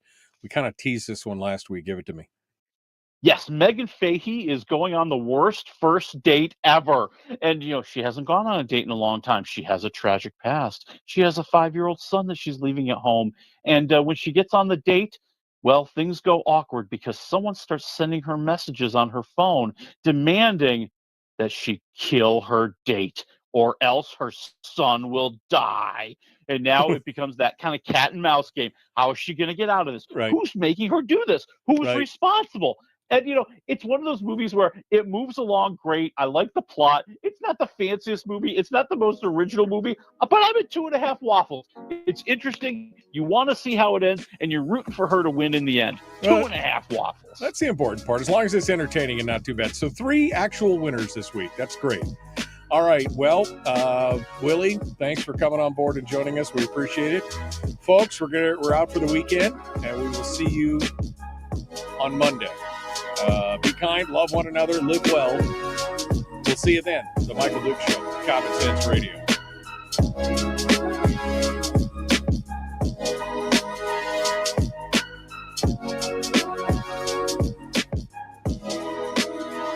See, last week we ran over time, so this week I made sure we got out on time. I know.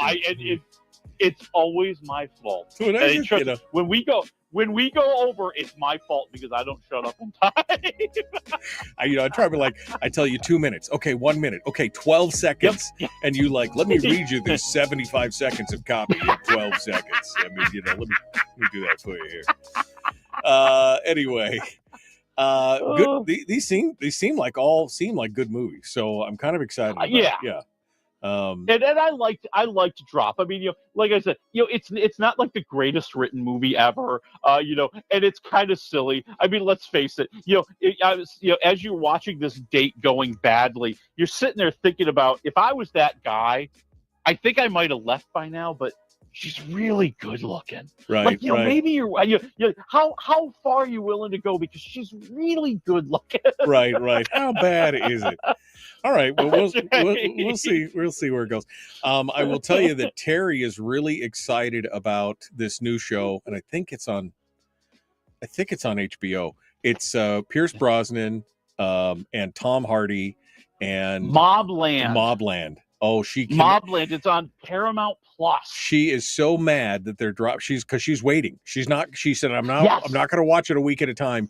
She's waiting. We're up to episode 2 or 3 now, and we haven't seen any of them yet, but we watched the trailer, and boy, does it look good. Have you even watched it yet? I have not, because I've wanted to, and I'm like, I'm kind of like, I think I'm starting to adopt your take in this. I'm almost like, what if I really like it? Yeah. And like, I want to watch a bunch of episodes. Maybe next weekend is what? Next weekend's Easter weekend. Maybe next Easter weekend I'll catch up on like 3 or 4 episodes right in a row and see the whole thing. Now, I've heard some decent stuff.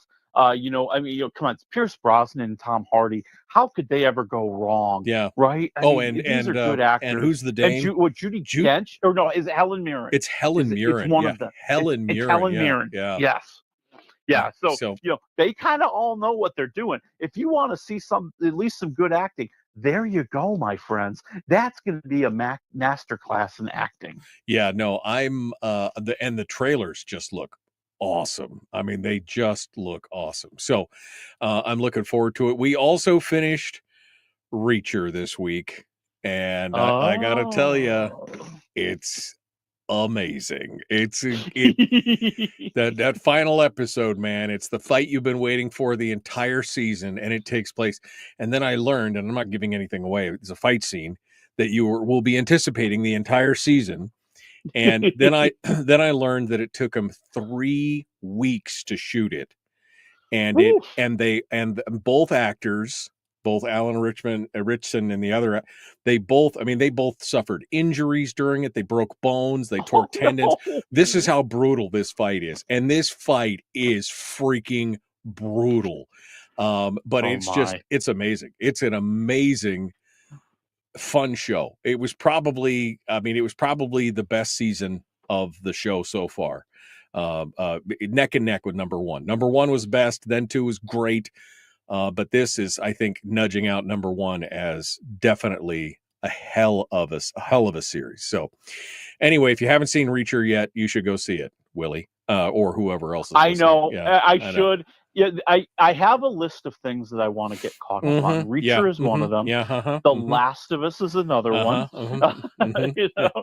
Yeah, but I'm really busy, man. Like, I got to see all this other junk that maybe I normally wouldn't want to see, but I got to do it for the people. I know. I got to do it for the people. You're taking one for the team, my friend. One for the team. All right. Anyway, next week, what do we got? Anything new? Well, we have Michael B. Jordan in a vampire movie called Sinners, which actually looks kind of interesting. Okay. All right. Well, I mean, vampires, I'm in. I dig me some vampire movies. All right. Willie Waffle, wafflemovies.com. Thank you, my friend. We'll talk to you next week then. All right. Talk to you then. Folks, we're out of time. We'll see you Monday for reals. I'm going back to bed. I'm just thinking that's it. I'm taking a nap. We'll see you. Have a great day.